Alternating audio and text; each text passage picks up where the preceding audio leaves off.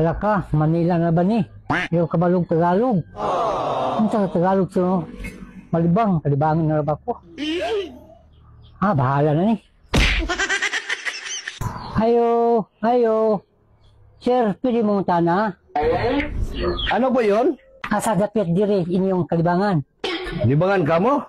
Ako po, wala kami ibang libangan dito. Doon, sa loob ng bahay. Sa may sala. Doon, pwede ka maglibang. May TV doon. Tinod na sir, pwede na makalibang sa inyong sala. Pwede. Mukhang mabait ka naman eh. Sige sir, salamat ha. Walang anuman ho. Pakiulan ng TV. Sige ha.